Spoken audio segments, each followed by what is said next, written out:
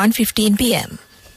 This is the Sri Lanka Broadcasting Corporation. The news edited by Catherine Pereira and read by Geethanjali Ramanayaka. The headlines. President proposes to establish an international university on climatic change in Sri Lanka. The Electricity Board says that the electricity generating machine at the Norachole power plant will be re-added to the national grid on Monday. The government of Iran has agreed to provide fertilizer to the country. The central government says that 5,000 metric tons of rice will be distributed to the students of schools of 5 provinces. And in foreign news, US will never recognize Russia's annexation attempts, Biden vows. News in detail. President Ranil Wickremesinghe has proposed to establish an international university on climatic change in Sri Lanka. The President Media Division said that the President has submitted this proposal at a discussion held with the Chairman of the Asian Development Bank, Sadhgu Asakawa, in Manila this morning. The President has proposed to set up this university to engage in academic studies for students in any country in the world. The President was welcomed by the Chairman of the bank at its headquarters. The discussion was also focused to further enhance the long-term relations between Sri Lanka and the bank. The Electricity Board says that the electricity generating machine of the Norachole power plant will be re-added to the national grid on Monday. The repairing of technical fault of the machine has commenced. Measures have been taken to maintain the electricity supply without extending the power cuts. The board also stated that the electricity generating in Kalnithisa power plant has already commenced. The Petroleum Corporation will provide the necessary diesel and crude oil needed for it. The power generating of the Yugadhanami power plant in Kerawalapitiya has commenced and 300 megawatts will be added to the national grid daily. Meanwhile, the Ministry of Power and Energy says unloading of 36,000 metric tons of petrol is to be carried out. The Minister of Agriculture says that Iran has agreed to provide fertilizer to the country. The Iranian ambassador in Sri Lanka has acknowledged Minister Mahinda Amaravira in this regard. Meanwhile, the Agrarian Development Department says that urea fertilizer required for the Maha season cultivation has already been distributed to the districts of the northern province. Distribution of fertilizer to the eastern province is being carried out.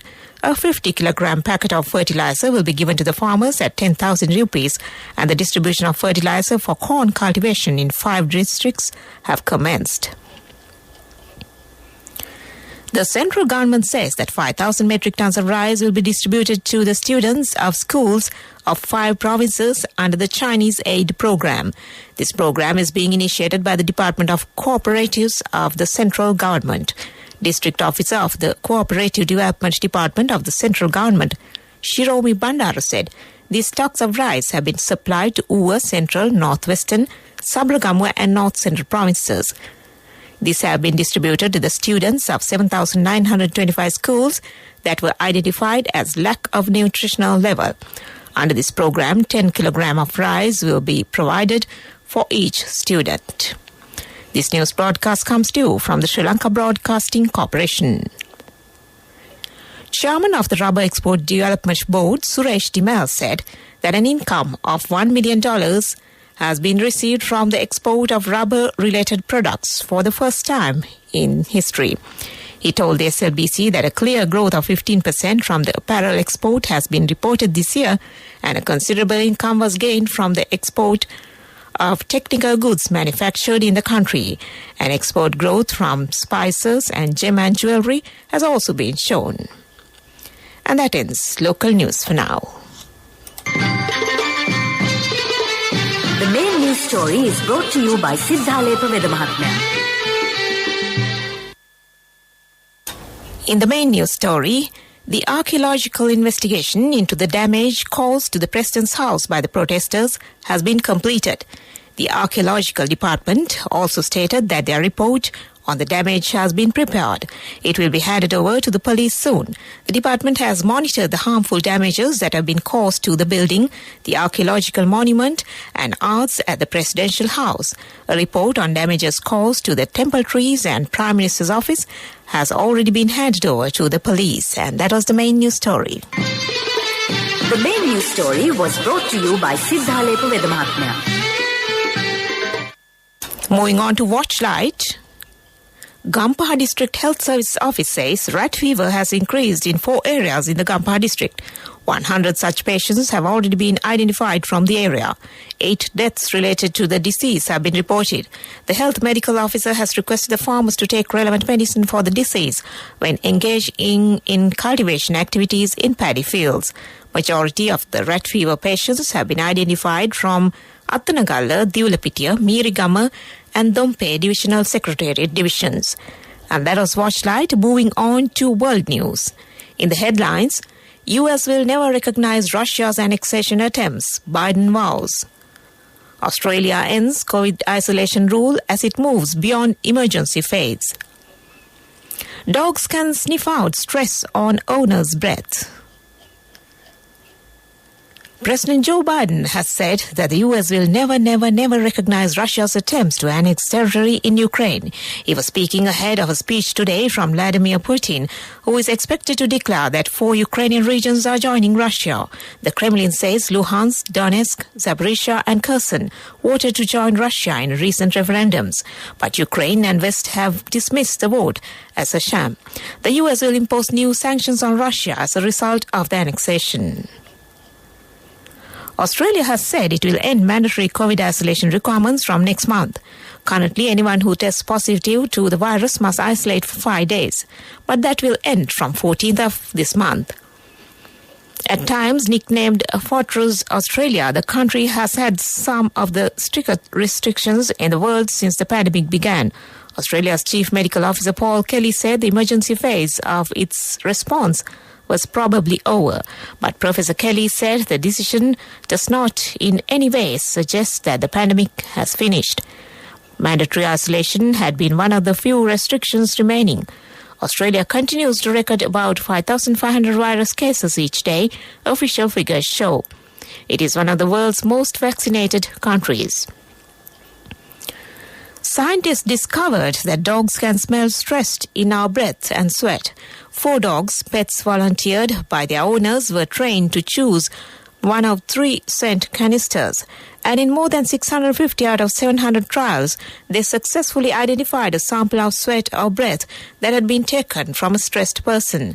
The researchers at Queen's University Belfast hope their study, published in the journal PLOS ONE, will help in the training of therapy dogs. Dogs experience their world through smell. Back to the headlines of the world news.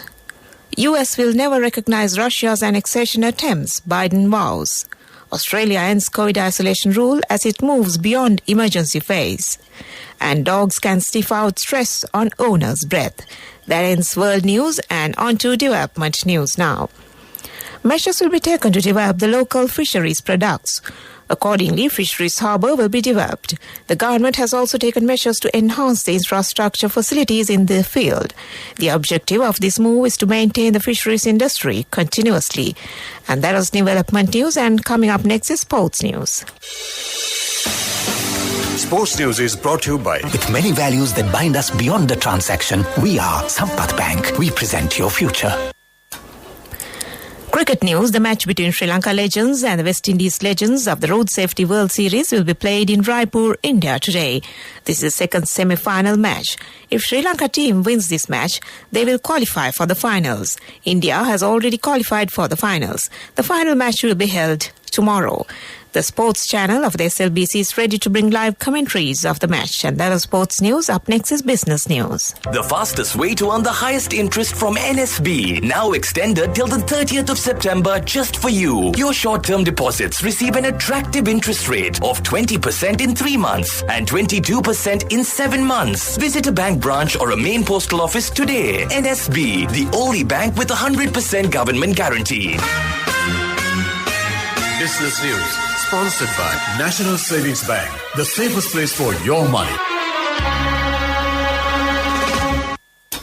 The Hambantota International Port Group won double recognition at the Global Port Forum Dubai, being named Multipurpose Port Terminal of the Year 2022 and Port Infrastructure Development of the Year 2022 for the second consecutive year.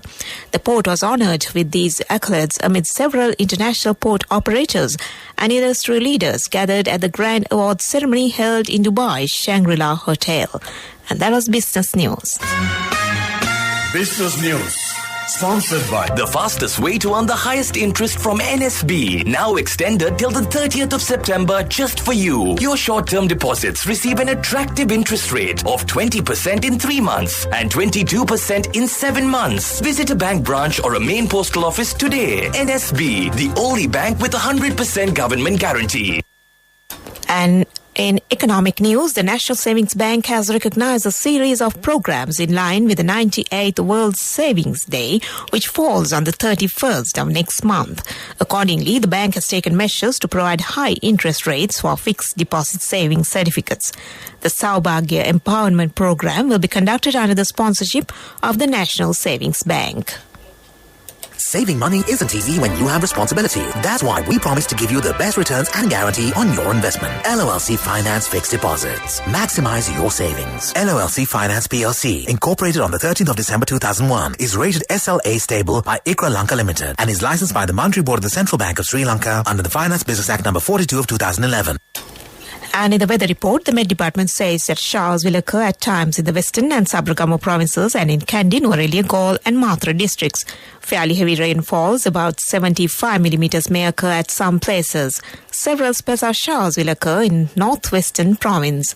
Showers or thunder showers will occur at a few places in the Uva province and in Ampara district during the evening or night. Strong winds about 50 kilometers per hour can be expected at times over the western slopes of the Central Hills, northern, north central and southern provinces and in Trincomalee district.